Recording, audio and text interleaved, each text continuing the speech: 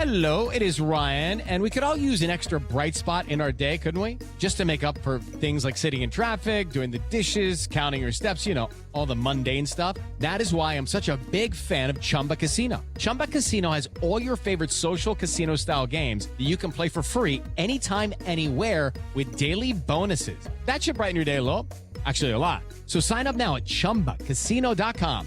That's ChumbaCasino.com. No purchase necessary. VGW Group. Void where prohibited by law. See terms and conditions. 18+. At ADP, we understand the importance of building the right team and offer the data insights to help. Just as importantly, our AI technology helps you pay the team accurately.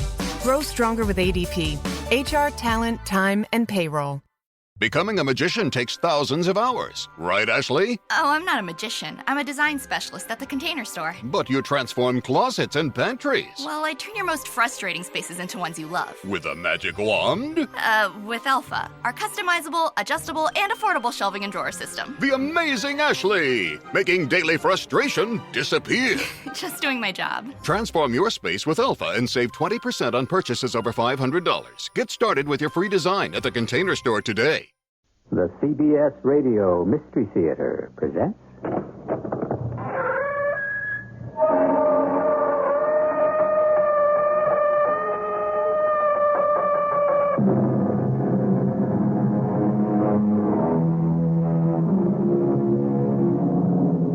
Come in.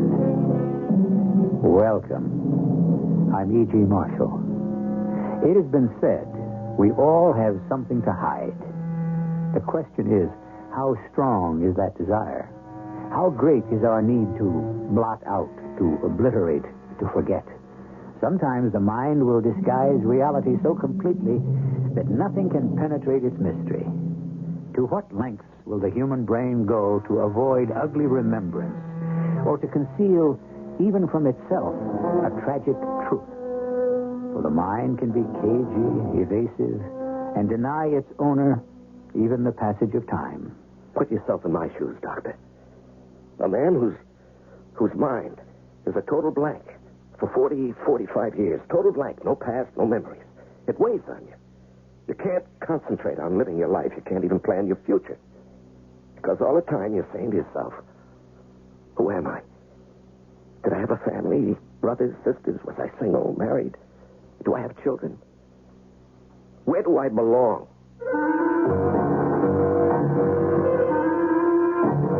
Our mystery drama, Who is George Williams, was written especially for the Mystery Theater by G. Frederick Lewis and stars Larry Haynes.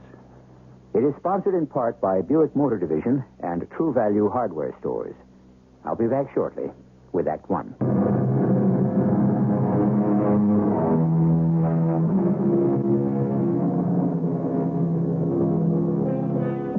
It is Christmas Day. It is also 20 below. The sky is cold and clear and black. We're in Anchorage, Alaska. Two men drink mugs of coffee and listen to the nightly news on the radio. Why not? What else can they do? They're snowed in by 6 feet of snow. 2 weeks ago, reported by an official of the Federal Aviation Administration. 2 weeks have passed since the mysterious disappearance of a hijacker who parachuted from North Alaska Airlines Flight 207, which had left Juneau at its regular 6 p.m. time, was forced down at Cordova, where it took on additional fuel and the ransom money. It returned to Juneau 12 hours later.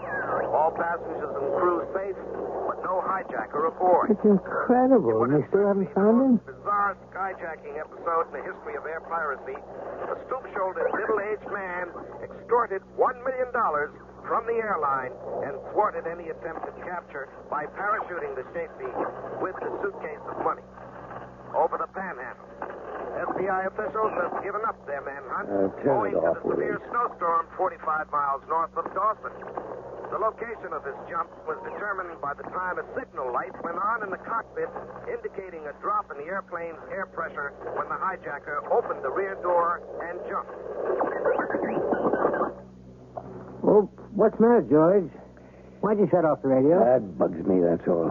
It's not just because I'm a law enforcement officer, but when some crazy crook puts a plane load of innocent travelers in danger of their lives with threats to blow up the plane and himself, If he doesn't get what he wants, I boil. Are you sure it's a concern over the safety of lives, or is it anger at the big money the skyjacker got away with? I hate cowardice, Willie. And coming aboard with dynamite is just that. It takes a little more than cowardice to parachute out of a 727 with a suitcase of money. I say the man had nerve, and he broke every rule in the book to escape. Well, friend, all I can say is he'll be darned lucky if that's all he broke. What chance for survival do you give a man who bails out at midnight at 20,000 feet? What, in this weather? 1 in a million. Now, my dear George, that you've got that off your chest, I'd like to turn the radio back on to hear the weather forecast. And it is reported some 6,000 residents of the coastal area are now returning to their homes.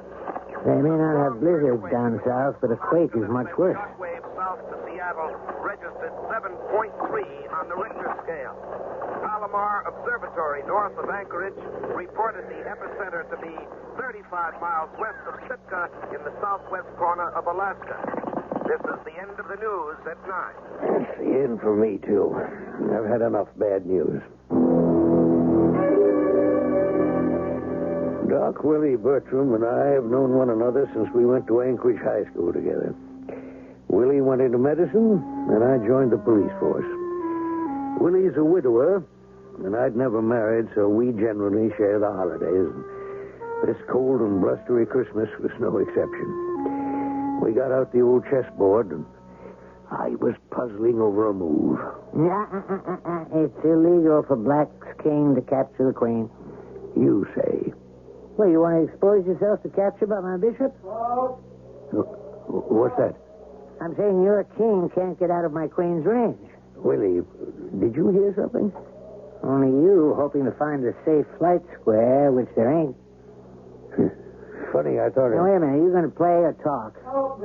Wait a minute. There it is again. George, where are you going? We're going to take a look outside. What are you doing?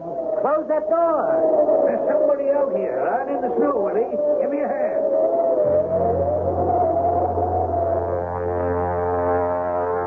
We dragged the man inside. He was barely conscious, suffering from exposure, some frostbite.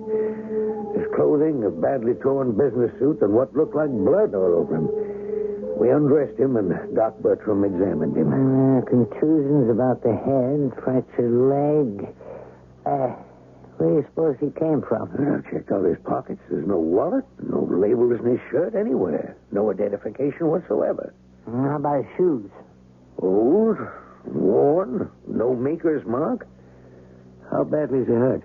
I've improvised a splint for his leg and cleaned off the scalp. He should be in the hospital. But how can we get there through all these drifts? Where am I? You're all right. Don't worry. Who are you? I'm Dr. Bertram. Now I'm going to give you a sedative. What you need is rest. Give your body a chance to catch up. Well, hold on, Willie. Before you put him to sleep, I'd like to ask him a few questions. How did you get here? I don't know. You don't know what you were doing out there in 6 feet of snow without an overcoat? I don't know. Where am I? Anchorage. You had no idea? I'm in Anchorage. Yes, Anchorage, Alaska. What's your name? My name? Come on now, you heard me. What's your name? Who are you? My name. My name is, I don't know. You don't know? No, my name, I can't seem to remember. We put him to bed, and by the next morning, the snow plows had come through and the roads were open, and Doc Bertram took the man to the hospital. In a very few days, he was hobbling about on a crutch. Well, how's our patient today? I guess I'm all right. This is Police Chief George Teller. I don't know whether you remember him. How do you do, sir? I'd like to ask you a few questions. Yes, be glad to. Anything I can tell you. All right. First of all, did your name come back to you? You know, it's crazy. I've tried, but I cannot remember for the life of me. Well, don't let it worry you. Sometimes people who have suffered from exposure or shock can become temporarily disoriented. Is that why I can't seem to remember my name?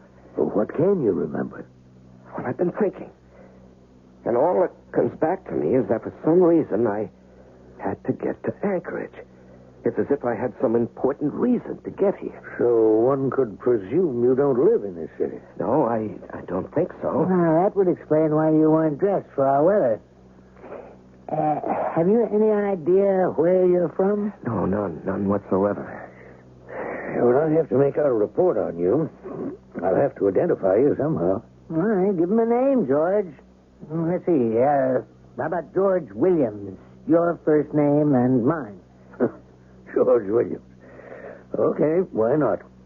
Any objections from you? No, none at all. George Williams. I'm George Williams, sure. Willie? Yes? Are you free? I'd like you to come back to the police station with me. Sure. Now? Now. All right, George Williams. You keep on taking your medication, do what the nurses tell you, and we'll have you out in a few days. Well, I want to thank you both for all your patience with me. I hope I'll get my memory back soon. Believe me.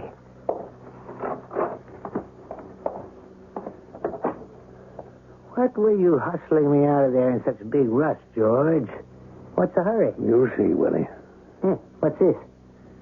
You got a policeman standing outside the door. Why? I wouldn't like our Mr. George Williams to suddenly take it into his head to leave Anchorage. Well, why would he do that? He has no place to go. He doesn't know where he comes from. Well, I don't get it. Because, Willie, I'm not so sure he isn't faking. Besides, I think I know who this man is. You do? I've sent out a few inquiries over the wire. The answers ought to be coming in about now.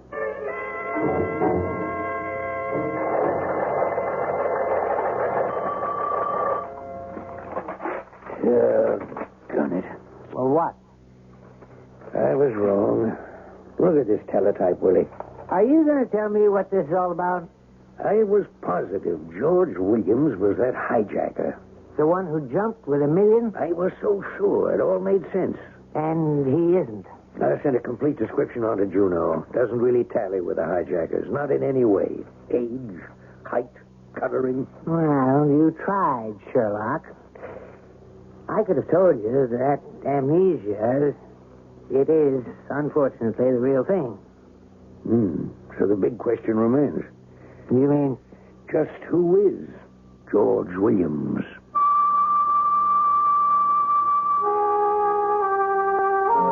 Doctors will tell you amnesia is a form of hysteria in which memory is disturbed. Sometimes only a group of ideas are blanked out. Sometimes proper names, people's names, names of places. Has the curtain fallen permanently across this man's yesterdays? And if so, what is it that George Williams has been compelled to forget? I'll be back shortly with Act Two. The mystery of the identity of George Williams continued. The days passed into weeks, and the weeks into months. And the man found in a snowdrift began an entirely new life. It wasn't easy, having no papers, recommendations from previous employers, apparently no special talent. Nobody would hire him, except the police. That is, Chief Teller himself. 12 months working for the force went by. Georgie Williams? Did you call me, Chief? Yeah, have a seat. You know what today is? Oh, sure. Tuesday. And what date? March 1st. Well, does that have any meaning for you? Should it? It's been a whole year today since you started working for the Anchorage Police. That's right. I'd quite forgotten. Now, don't start that again. No, Chief. So, in honor of the occasion, I was going to give you a chance to actually join the force. A badge? A badge. I think you know enough about what goes on here. You've handled almost every detail in the place. I happen to think you can take the police exam and pass it. Does that appeal to you? Does it? Well, you name the day, Chief. And thank you. Oh, I'm not doing any favors, Georgie. I think you've got just the right kind of mind for this work. Of course, I was right. George Williams passed the exams with the highest grade on record in these parts. Whoever he was, he had a fine brain. To start him off right, I put him to work over in Valdez, where the pipeline ends, and very often lots of trouble begins. Chief, you got to be joking. Even after all this time, I'm not so sure it's safe for Williams to be assigned over there. Well, he's either a policeman or he isn't, Doc. But a hot spot like Valdez is just as bad as Fairbanks. You're not too keen on the new pipeline, are you? No, I'm not. Particularly for what it's done to the people who live along the line. It all started when they were building it. Boom towns have become boomerangs. A lot of tough hombres. I'm not so sure George Williams can handle that. He's well enough to handle himself. Have you thought what might happen if he got physically roughed up? He gets clobbered. I'm only hypothecating now. And suddenly his memory returns. It can, you know. So what's bad about that? He doesn't remember he's George Williams, a cop. You won't know where he is or why. You mean his old self returns, taking the place of his new self? So what good to them is a man in a uniform who doesn't know how to deal with the situation? He wouldn't know even how to snap on a pair of handcuffs. Oh. Check? Doc, maybe you got a point. How long has he been down in Valdez? A week? A week? George, if it were up to me, I'd be on the pipe to their police department right now. Okay. I'll look into it. I wasn't sure what to do. Haul George Williams back from Valdez and give him a desk job here in Anchorage, or ask the Valdez authorities to ease up on his duties. Either way, Georgia wasn't going to like it. And then something happened to make either choice quite academic. Yes, I put in a call to Captain Brown of Valdez. Put him through, please. Hello, Jack? Did you get my message? We'd like George Williams transferred back here. What? What do you mean, disappeared? Well, when did he check in last?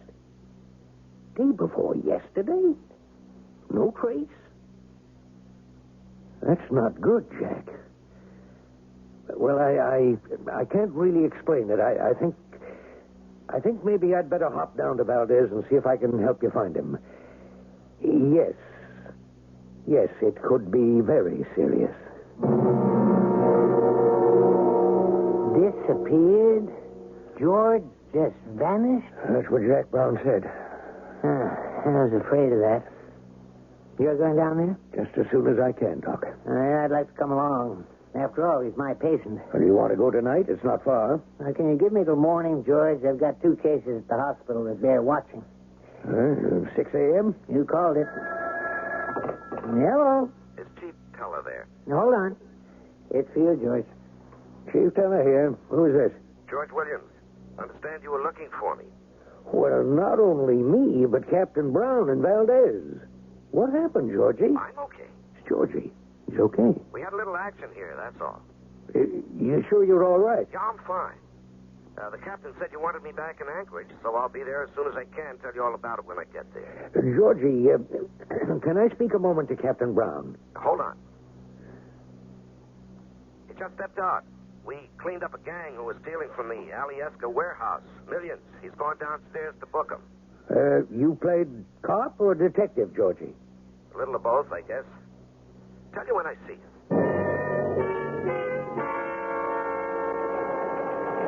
And these guys had stolen $2 million worth of trucks, earth movers, anything that wasn't nailed down. Shipped the stuff across the border into Canada for resale. I'll be darned. What kind of security has the pipeline company got? Boy, you try security over 800 miles of tundra and forests and just plain permafrost.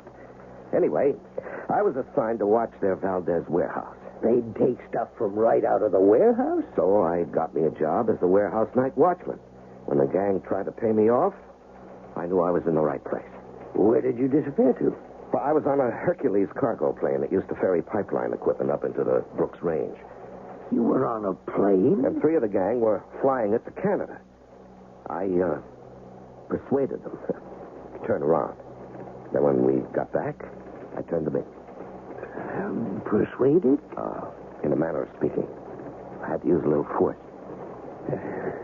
And you feel all right? Well, Chief, I was going to ask you. Can I have a few days off? I'd like to go see Dr. Bertram. Something came up, and I would just like to talk to him about it. What is it? Well, I'm not really sure. You remember something of your past? I think so. Well, of course you're going to have time off, Georgie. I suppose nothing's turned up in the last 16 months. Nothing new? I personally checked and double-checked every missing persons bureau in the state. And Washington? And Washington. They have absolutely no record of anyone answering to your description having been reported missing. You know what, Chief? Whoever I was related to must have given me up for dead. Somebody must think I died. There's no other explanation. It could be. But you may remember, ultimately. Now, I'll tell you what I'm going to do. I've always wanted to grow a beard. Now that nobody seems to want to identify me, it doesn't matter. Well, as of now, Georgie, you're off duty. Go see the doc and take it easy. Doc, put yourself in my shoes. A man whose memories are a total blank for 40, 45 years. How old would you say I was? Say 45. Total blank. No past, no recollection. I'm like a walking dead man, not a real individual. Even my name is made up. Half yours, half Chief Teller's. Well, that weighs on you. You can't give undivided attention to your life. You can't even plan your future because all the time you're saying to yourself, who am I? Did I have a family, brothers, sisters? Was I single, married? Do I have children? Where do I belong? My advice to you is live from day to day, do your best, work your hardest, enjoy your hours. And if something turns up, then we'll look into it and see if it could be part of your past. Doc, something has turned up. It has? This magazine. Scientific Facts. Explain, George. Well, I've been working undercover, being a warehouse night watchman in this case in Valdez. I've been up all night for 2 nights. I was very tired. On my way back to report to the station house early one morning, I stopped at a newsstand and bought this magazine. Oh, I understand. Automatically. Yeah, that's right. Without thinking, I bought this magazine. Anyway, I went back to the motel I was staying at for some shut-eye, and I pulled down the shades. And when I woke up, I don't know what time it was, I sort of lay there.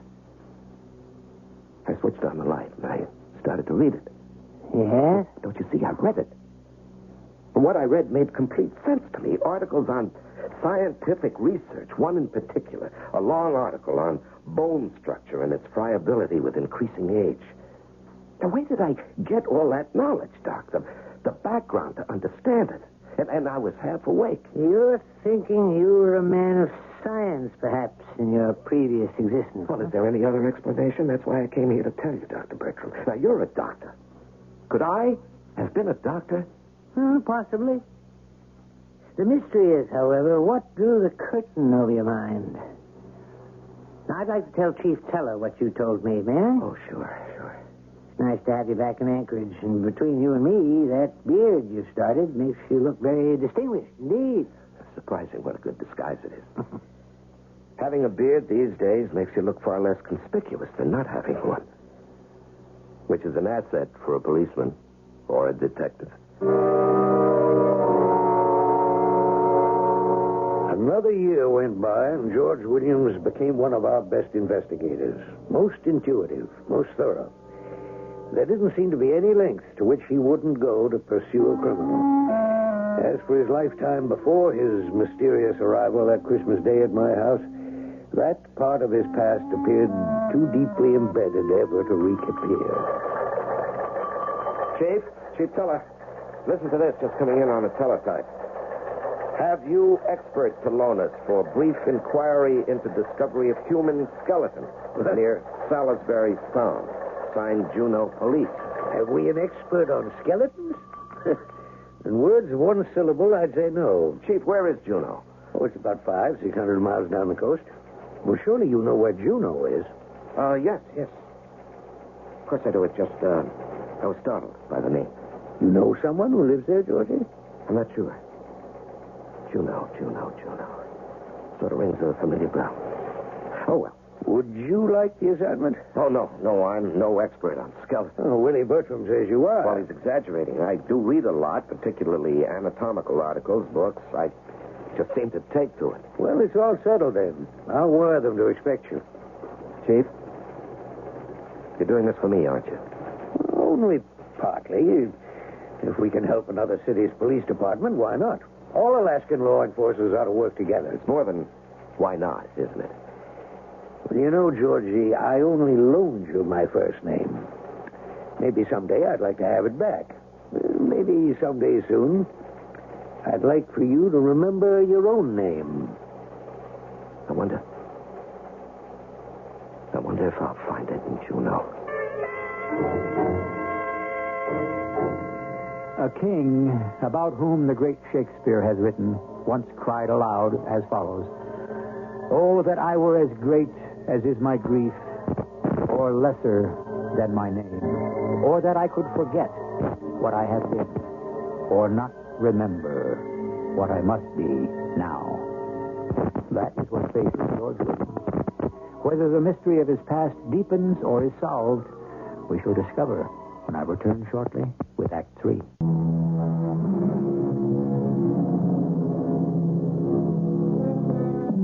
When one has lost one's past, every day can be a hurdle, every hour an obstacle. One grasps at straws hardly sufficient to bear one's weight. George Williams is apprehensive about going to the city of Juneau. Shall he find out something there about himself? The irony of ironies is that his job is to unearth someone else's secret, not his own. This is the place, Mr. Williams. Right down there. That deserted cottage on the beach. Beautiful spot. So peaceful. It was. In fact, before the tidal wave a few years ago, it was one of the favorite summer spots around here. Now you couldn't sell a house or rent yours here for love nor money. Nowhere along the coast. People are afraid it could happen again. A tidal wave? Well, you must have read about it. Folks started calling Juneau the unlucky city. Not long before the big wave, that man hijacked a plane out of Juneau and parachuted with $1 million. Never did find him. Hijacked plane? Yeah, here we are. I'll show you where we found the skeleton. Around the back in the well. Why don't we cut through here between the cottage and the garage? It's quicker this way to the well. See? Where's the bucket? Oh, we took that off when we hauled up the remains. Where are they? Got it out pretty much in one piece and put it in the front room. Come inside, and I'll show you. Which front room? There are two. The one with the 3 windows. Say, have you been here before? No, not so far as I know. Well, here we are. It's in this police property box. Mm-hmm. There was nothing else at the bottom of the well but this, huh? I wouldn't say that. Quite a bit of dried seaweed and sand. But that could have washed in when the big wave hit. In fact, it's a miracle this cottage is still standing. It was under 10 feet of water. The entire coastline was. Actually, Inspector, I can do a more complete analysis on the remains if you haven't brought to your lab. I was thinking that, too. Is there anything else on the premises you'd like to see? Well, I'll just have a look about upstairs in the 2 tiny bedrooms. Now, careful of that board. It's loose. You all right? Here. Let me help you. Oh, I must say, it gives you great training in anchorage. I didn't spot that loose board at all. Been up to the attic? I don't think there is one. About the pull upstairs in the hall, but I doubt it. Nobody ever uses it. Inspector, before we go back, I'd like to take a turn around outside, if you don't mind. No, not at all. That's what you're here for, Mr. Williams. I'll go up to the patrol car and call in for a wagon to fetch the remains. I'll wait for you there.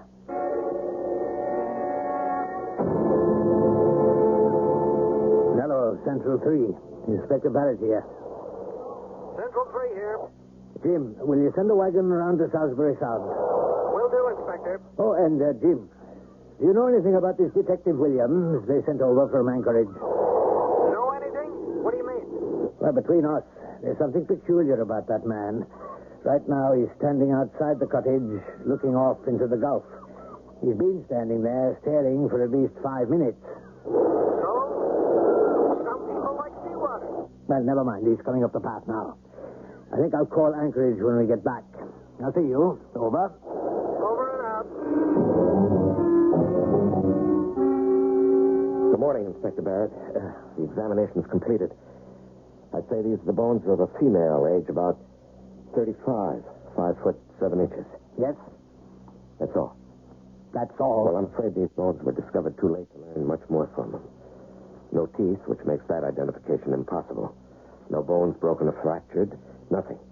There's no doubt the skeleton has been subjected to a great deal of water. Do you have any record of who might have occupied the cottage just before the tidal wave? I was just about to call the woman who owns it.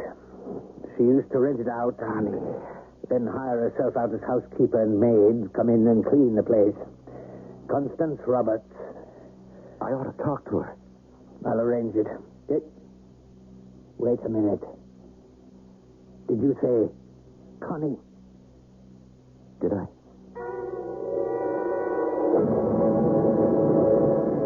Mr. Williams, this is Mrs. Constance Roberts. How do you do? Detective Williams is assisting us in identifying the... Yes, I know. What you found in my well. You don't have to say it. Now, Mrs. Roberts, what was the last time your cottage was occupied? By me? Oh, not in 15 years. I rented it out for summers. Only for summers? Well, the last couple wanted to stay on a whole year, so I agreed. The last couple? The last couple before the big wave. I never did like him. Why not? Well, I just didn't, that's all. Some people will take to, some don't. It's a sixth sense I have. Well, I turned out right about them. Would you care to tell us about this couple, Mrs. Roberts? Oh, there's nothing much to tell. They kept to themselves. Never let me in once to come and clean. Said she'd prefer to do it all herself. In the end, they skipped out without paying the last month's rent. Oh, your typical city folk. Well, you must have had 2 months' rent deposit. Well, matter of fact, yes, I did. I've forgotten all about that. How did you know? So, in fact, you weren't out of pocket. What were their names? Oh, I've been trying to remember ever since that thing was found in my well. Would you believe it? I can't. I'd like you to give me as detailed a description as you can of the two of them. Yes, I was just going to ask the same thing. What did he look like?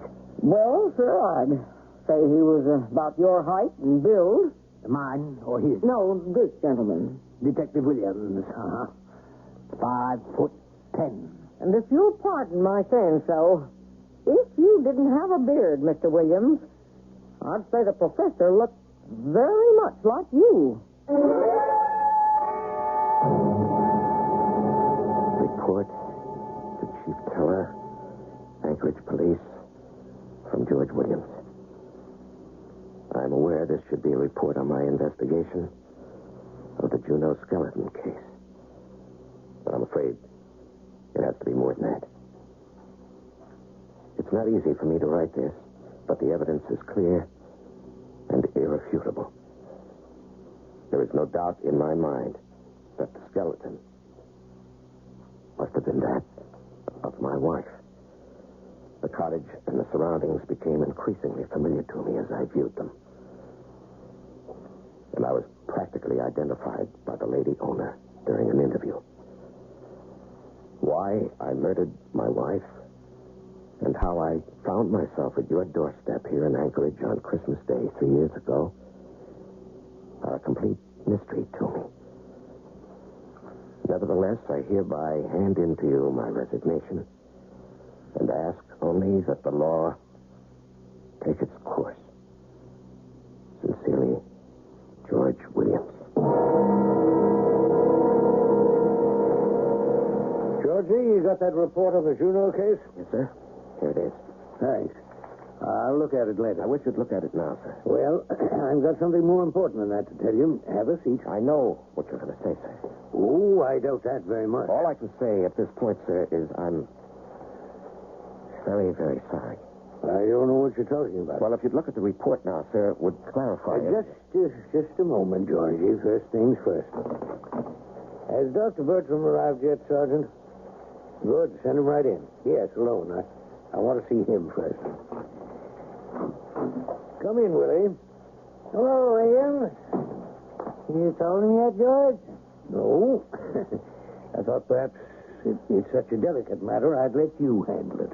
William, suppose I'd tell you we know who you really are. I see. You both know. Well, you don't seem exactly pleased. How could I be? The inspector in Juneau got in touch with me the day you started your investigation there. He was concerned because you seemed to know a great deal about a cottage. Where they found the skeleton. It all came back to me as I went from room to room. I knew I had been there before, but not my name. I stood looking at the gulf, hoping my name would come, but it didn't. Yeah, ask Mrs. Warren to step in, if you will, please. Oh, don't get up, gentlemen, please. Yeah, well, come right in, ma'am. Come in. Hello, Robert. Who are you? Don't you know me, Robert? This is your wife, Robert. I see. You are Robert Warren, George.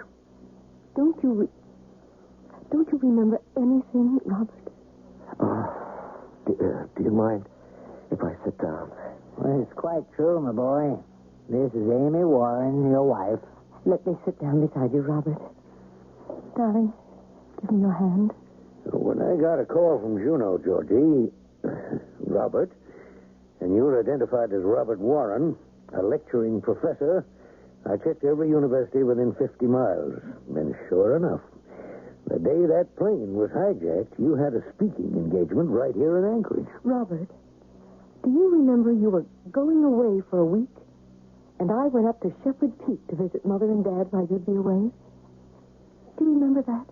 We may be throwing too many memories at him for him to absorb them all. No. Go on, please. And don't let go of my hand either. I won't, darling.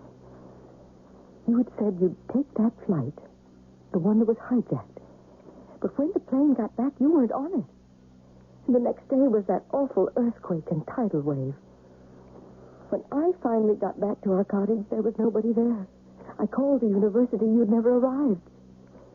We all thought, Mother, Dad, and I, that you'd been drowned like so many others. Swept away. Why? Why can't I remember? Why? Now, don't ask too much of yourself. Too much? Don't you understand, any of you, George? Williams, detective, is a lot more real to me than this Robert Warren professor, who you tell me I am. Well, sure not, William. I want to remain George Williams. Now, don't take that away from me before the other fellow becomes real. Robert, I tried so hard not. They said they don't give away your feelings. Now that I found you alive, what can I do to bring you back? I'm sorry, I really am. I wish I knew who you were when we got married. Anything about our life together, but there's a stone wall there. George, I really think we'd better stop this right now. I was supposed to be on a plane that was hijacked. I'm not on the plane. I start a new life. I go to Juneau to investigate a skeleton. It wasn't my wife's. Who was it? Well, don't you remember, Robert? It's the one you used for your lectures, your studies. Darling, don't you remember Susie Skeleton? We used to joke about her all the time. Well, we used her for a hat rack when she wasn't working. Susie Skeleton. Good Lord, it's coming back. I go to the airport. Yes, the 6 o'clock flight, number 207. And I got there early. I wandered around the hangars, plenty of time. I got lost. Which way? Back to the North Alaska gate. And a long time later, I came to. It's dark. My head hurts. Blood on me. I've been mugged, robbed. Everything gone. Coat, bag, money, everything. I gotta get to Anchorage. No money. Hitchhike. Guy in the car picks me up. A guy in a milk truck. Guy in an oil tanker. Another car. Panel truck. Stay on Route 7, then 4, then back to 1. I gotta go all the way around the Wrangell Mountains to get to Anchorage. It's snowing. Hungry. Out in back of that diner at Glen Allen in a blizzard, eating scraps of bread out of garbage cans. Open truck pulling out. Run, jump in the back. Hide under crates. This freezing cold. Ah! I've fallen off the back of the truck. My leg is busted under me. I see a light, a house. The snow is coming down real thick. Help me! Help! Help me! And I heard you crying for help outside my door. Doc Bertram and I found you lying in the snow. Oh, my poor Robert. Don't cry, Amy. It's all right. I remember it all now, all of you. And I owe you all so very much. Well, I know you do, Georgie. And I mean to collect right now. George Keller, what are you talking about? Willie, I told this man that someday I'd want my name back. The one I loaned him. The one you loaned him. And today's the day, Robert. Give Doc Bertram back the Williams. Give me back the George. And we're even. George Williams. It's a deal.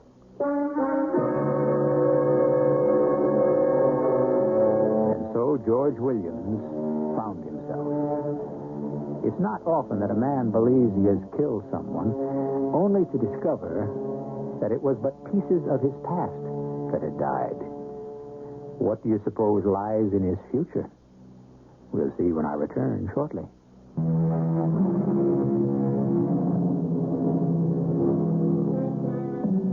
Strange the way life has of showing you the bend in the road and the straight path. Our man, who had lost his memory, decided to remain part Robert Warren and part George Williams. And he set out to combine his interest and knowledge of anatomy with his love of detective work. And so he became an anthropologist, which Robert Warren is to this very day. Our cast included Larry Haynes, Robert Dryden, Joan Shea, and Court Benson. The entire production was under the direction of Hyman Brown. This is E.G. Marshall inviting you to return to our Mystery Theater for another adventure in the macabre. Until next time, pleasant dreams.